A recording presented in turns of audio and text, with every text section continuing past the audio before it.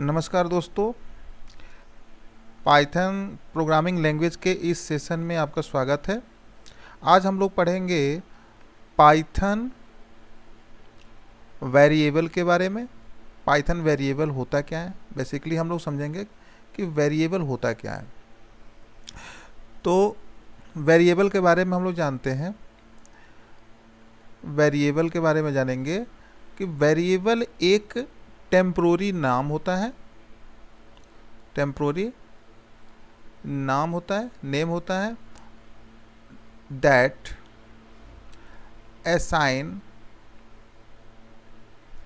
The value, जो value को assign करता है ना। जैसे मान लीजिए कि x इक्वल टू 9, तो x क्या होता है, x क्या है यहाँ पे, x आपका वेरिएबल है यहाँ, और 9 क्या है, ये वैल्यू है, और ये इक्वल लगाते हैं। इसको हम लोग बोलते हैं असाइनमेंट ऑपरेटर, इसको हम लोग बोलते हैं असाइनमेंट ऑपरेटर। तो जब भी आप कोई भी वैल्यू स्टोर कराते हो कंप्यूटर में, तो कंप्यूटर में मेमोरी का कुछ सेल इस तरह से रहता है, ऐसे रो और कॉलम के फॉर्मेट में रहता है, ऐसे रहता है। और जब भी हम कोई भी वैल्यू को, जैसे मान लीजिए कि हमने 9 यहाँ पे स्टोर करा दिया, और ये क्या है, ये मेमोरी है, ये मेमोरी है।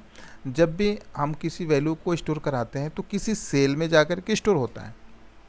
अब आपको ये समझना है कि जब सेल में जाकर के स्टोर होगा तो इस सेल का एड्रेस होगा, क्या होगा, सेल का एड्रेस होगा। और सेल का एड्रेस जो होता है वो बिग वैल्यू में होता है, रेंज उसका ज़्यादा बड़ा होता है, 10113294 कुछ इस तरह से होगा। और इस एड्रेस को हमें लर्न करना बहुत कठिन हो जाता है, हम इस एड्रेस को लर्न नहीं कर सकते हैं। तो हम लोग क्या करते हैं कि जैसे ही हम x इक्वल टू 9 करेंगे, है ना, तो ये जो 9 जिस लोकेशन पे, जैसे मान लीजिए कि ये इस लोकेशन पे स्टोर हुआ है ना, तो इस लोकेशन का जो एड्रेस है, इस लोकेशन का जो एड्रेस है उसका टेम्पोररी नाम, लोकेशन का जो मेन जो एड्रेस है ये है, ठीक है, और इसका टेम्पोररी नेम क्या हो गया, x हो गया, ठीक है। तो हमने आपको क्या बताया कि वेरिएबल क्या होता है, temporary name that assign the value. अब टेम्पोररी नेम, वेरिएबल को जब डिक्लेयर किया जाए तो क्या बोल सकते हो कि variable is a temporary name of location address where value stored, है ना, जहाँ पे वैल्यू स्टोर्ड होता है, जिस लोकेशन पे वैल्यू स्टोर्ड होगा उसको हम लोग बोलते हैं, उसके टेम्पोररी नेम को हम लोग वेरिएबल बोलते हैं, ठीक है।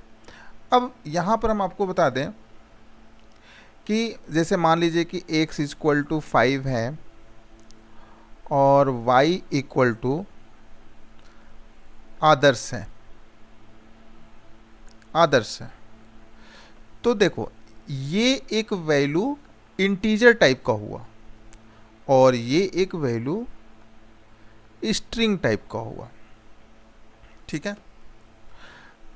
तो हमने क्या किया कि x इक्वल टू 5 लिखा, y इक्वल टू आदर्श लिखा। अब इसमें क्या करना है आपको कि पाइथन में जो ट्रांसलेटर होता है, क्या होता है, पाइथन में जो ट्रांसलेटर होता है उसको हम लोग क्या बोलते हैं, इंटरप्रेटर बोलते हैं। इंटरप्रेटर बोलते हैं। ये इंटरप्रेटर क्या करता है, ऑटोमेटिक क्या करता है कि जिस वैल्यू के साथ वेरिएबल असाइन होता है ना, उस वैल्यू के डेटा टाइप को ऑटोमेटिक आइडेंटिफाई कर लेता है कि वो वैल्यू किस टाइप का है।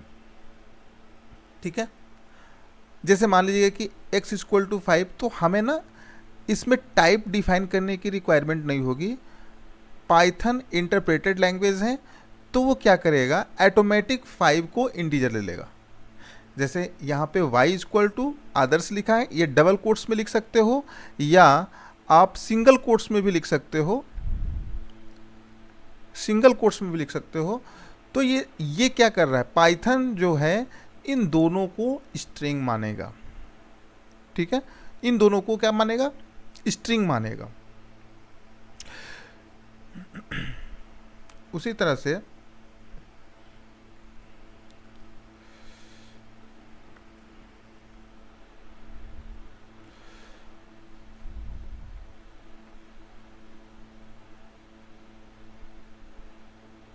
हम लोग क्या करते हैं, यहाँ से हम लोग सबसे पहले इसको हटा देते हैं, इसके बाद से नेक्स्ट बताएंगे।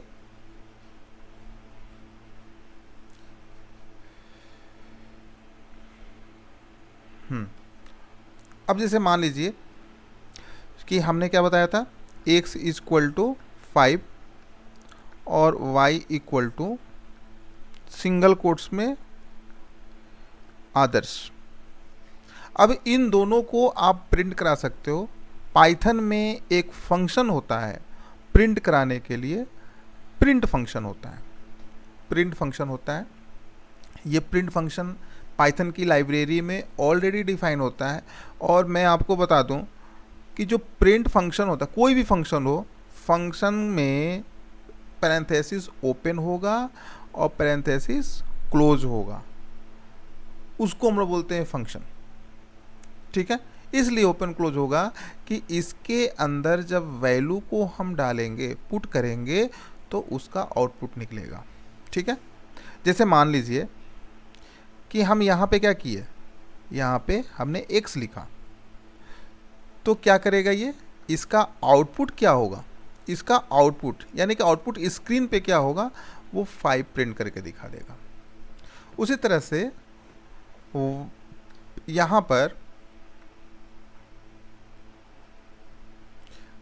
यहाँ पर हम प्रिंट लिखते हैं और y लिखते हैं, तो इसका आउटपुट क्या होगा, जो हमने स्ट्रिंग लिया है आदर्श नेम, वो प्रिंट करके दिखा देगा।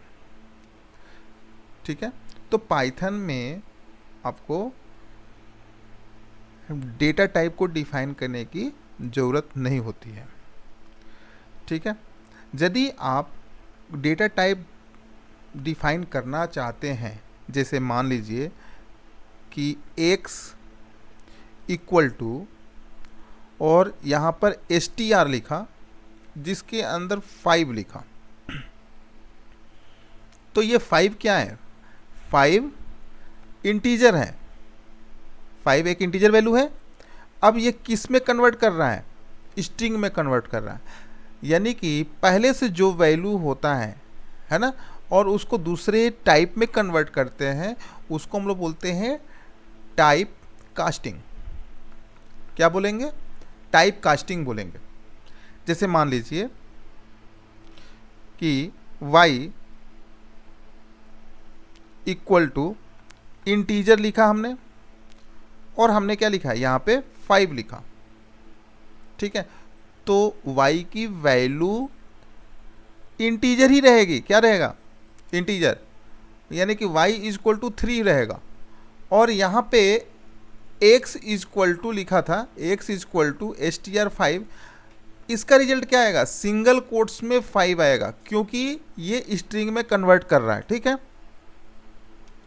उसी तरह से यदि हम टाइप कास्टिंग एक और करना चाहते हैं, जैसे मान लीजिए कि x इक्वल टू हमने लिखा फ्लोट और इसके अंदर वैल्यू पास किया 5, तो x की वैल्यू क्या हो जाएगा, फ्लोट में आ जाएगा, क्योंकि ये क्या है, इंटीजर है और ये किस में कन्वर्ट हो रहा है, फ्लोट में कन्वर्ट हो रहा है। तो x इक्वल टू क्या हो जाएगा, 5.0, ये दशमलव में वैल्यू आ जाएगा।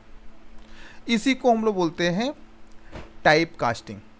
अब हम आपको बताते हैं कि जो भी हम वैल्यू देंगे उसका टाइप क्या होगा, है ना।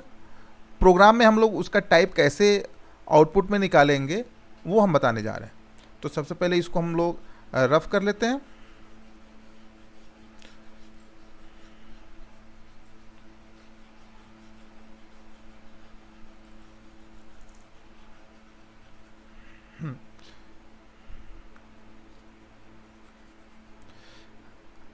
अब देखिए यहाँ पर जैसे मान लीजिए कि हमने x इक्वल टू क्या लिखा, 5 लिखा, और y इक्वल टू हमने क्या लिखा, आदर्श लिखा। ठीक है, यदि हम यहाँ पर प्रिंट लिखा है, प्रिंट लिखने के बाद से हमने क्या लिखा, यहाँ पे टाइप लिखा, और टाइप के अंदर यदि हम लोग x लिखे तो इसका रिजल्ट क्या आएगा, इसका रिजल्ट आएगा इंटीजर। ठीक है, इसका रिजल्ट क्या आएगा, इंटीजर। आपके आउटपुट स्क्रीन पे कुछ इस तरह से दिखेगा। यहाँ पे जैसे आउटपुट स्क्रीन जब ओपन करोगे तो क्लास सिंगल कोट्स में INT, इस तरह से आउटपुट स्क्रीन में आएगा। ठीक है, उसी तरह से यदि हम लोग यहाँ पर प्रिंट लिखते हैं और इसके अंदर हम टाइप लिखते हैं और टाइप के अंदर हम लोग y लिखेंगे, ठीक है, तो इसका आउटपुट क्या आएगा, इसका आउटपुट आएगा STR, है ना। आउटपुट स्क्रीन पे इसका आउटपुट तो स्ट्रिंग में आएगा, लेकिन आउटपुट स्क्रीन में कुछ इस तरह से आपका आउटपुट देगा, क्लास सिंगल कोट्स में STR, ऐसे रिजल्ट आएगा।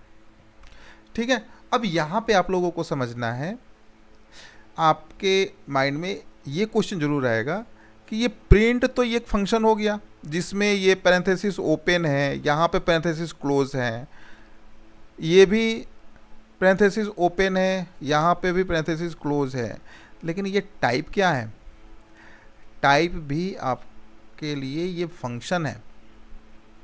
क्यों, क्योंकि ये टाइप के बाद से एक पैरेंथेसिस ओपन एंड क्लोज है, इसमें वैल्यू को पास कर रहे हैं, है ना, और ये वेरिएबल को पास कर रहे हैं, और वेरिएबल के साथ क्या है, वैल्यू है, x के साथ क्या है, 5 है, y के साथ क्या है, आदर्श हैं।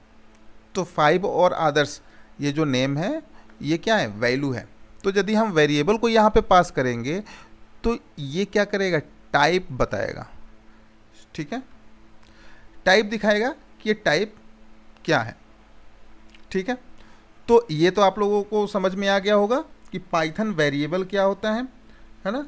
और पाइथन वेरिएबल में जो भी हम लोग वैल्यू देते हैं, पाइथन इंटरप्रेटर उस वैल्यू की टाइप को कैसे डिफाइन करता है। अच्छा, ये हम आपको बता दें कि ये जो पाइथन में y इक्वल टू आदर्श लिखा, x इक्वल टू 5 लिखा, ठीक है, तो पाइथन इस वैल्यू को ऑटोमेटिक इंटीजर और स्ट्रिंग डिफाइन किया।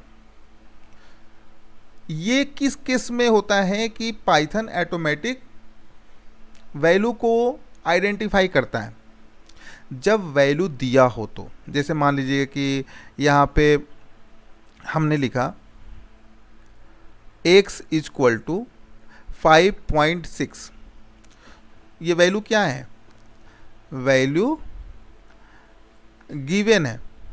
ठीक है, वैल्यू गिवन है, यानी कि जब भी वैल्यू दिया रहेगा, ठीक है, तो पाइथन क्या करेगा, आइडेंटिफाई करेगा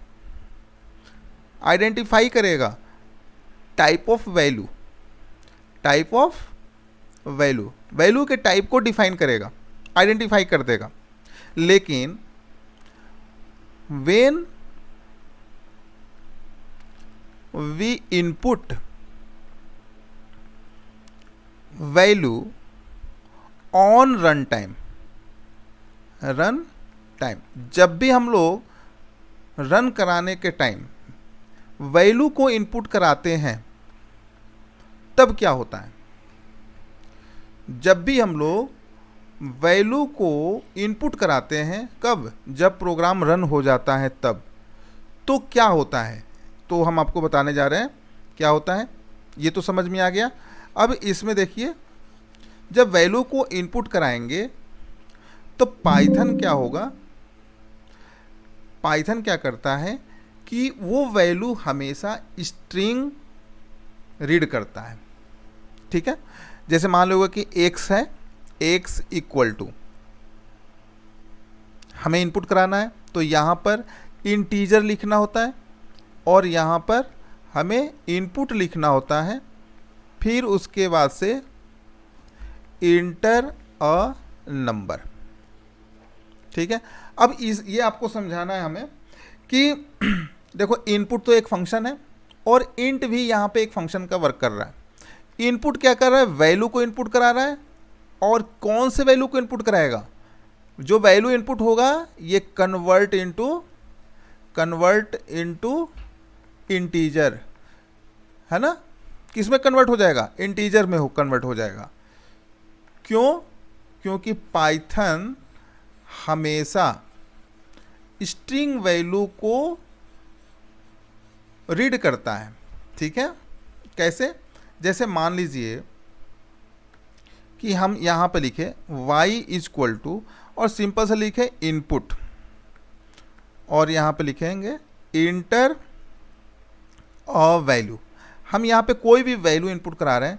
अब इस y में यदि आप 5 इनपुट कराते हैं या यहाँ पे एक नेम इनपुट कराते हैं, ये दोनों के केस में पाइथन क्या रीड करेगा?